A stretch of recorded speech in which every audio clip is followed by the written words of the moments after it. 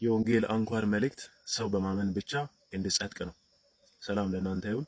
ከዚህ በፊት በነበሩት ጊዜያት ክፍል 1 እና 2 ላይ ሁለት ወንጌልን በተመለከተ ሁለት ቪዲዮዎችን ሰርቼ ነበር። በአንደኛው ወንጌል ምንድነው የሚል ሲሆን፣ ሁለተኛው ደግሞ ወንጌል ስለምን ይናገራል የሚል ሲሆን፣ ዛሬ ደግሞ የወንጌል አንኳር መልእክት ምንድነው በሚለው ዙሪያ ነው ማለት ነው።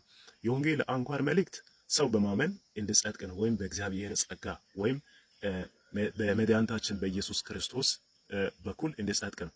ቲቶ ላይ ምዕራፍ 2 ቁጥር 11 ላይ መጽሐፍ ቅዱሳችን እንደዚህ ብሎ ይናገራል። ሰዎችን ሁሉ የሚያድን የእግዚአብሔር ጸጋ ተገልጧልና ይህም ጸጋ ኃጢአተኝነትንና ዓለማዊ ምኞትን ክደን የተባረከውን ተስፋችንን ኢየሱስ ክርስቶስን በመምሰል እዚህ ምድር ላይ እንድንኖር ያስችለናል እያለ የሚያወራበት ሐሳብ አለ ማለት ነው። እንደገና ደግሞ ኤፌሶን 2 ቁጥር 9 ላይ እንደዚህ ብሎ ይናገራል። ጸጋው በእምነት አድኗቸዋልና ማንም እንዳይመካ ከስራው አይደለም መጽሐፍ ቅዱሳችን ይላል።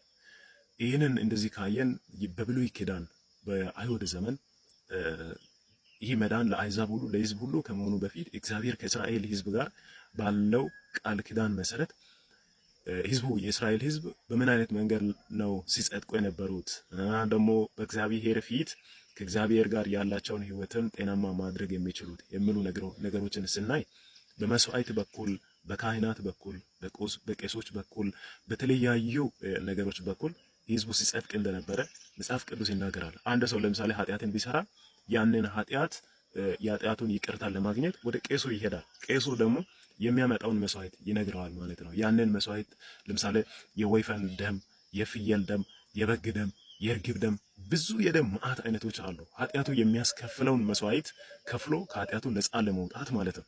እነዚህ ሁሉ እንግዲህ የሚያመላልሱ ናቸው ማለት ነው። እሱ ራሱ በአንድ ጊዜ ብቻ ለምሳሌ ተፈጽሞ የሚቀር ቢሆን ጥሩ ነበር። እንደገናም ሌላ ኃጢአት ቢሰራ ሌላ መስዋዕትንም ይዞ እንደሚያመጣ መጽሐፍ ቅዱስ ያስተምራል።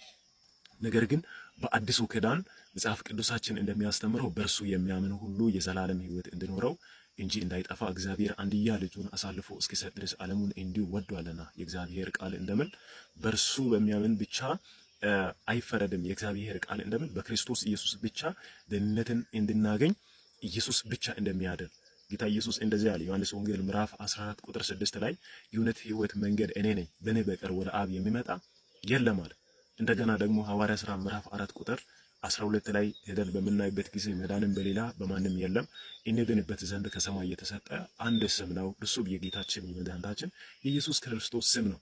ከዚህ ስም ውጭ እንግዲህ መዳንን የምናገኝበት ምንም አይነት ሌላ መንገድ የለም ማለት ነው። አንኳር የወንጌል አንኳር መልእክት ሰው በክርስቶስ ኢየሱስ በማመን ብቻ እንዲጸድቅ እንጂ በማርያም መለጃ፣ በቅዱሳን መለጃ፣ በመላእክት መለጃ፣ በተለያዩ ለምሳሌ በቁሳቁሶች በራሳችን ጥረት መልካም ስነ ምግባር ኖሮን ቤተክርስቲያንን አዘውትረን የተመሰከረልን ሰው ሆነን በየትኛውም አይነት መንገድ ልንጸድቅ እንደማንችል የሚያጸድቀን የክርስቶስ ኢየሱስ ደም ብቻ እንደሆነ አንደኛ ዮሐንስ መልእክት ላይ ምዕራፍ 1 ቁጥር 7 ላይ እንደዚህ ይላል፣ የልጁም የኢየሱስ ክርስቶስ ደም ከኃጢአታችን ሁሉ ያነጻናል ይላል።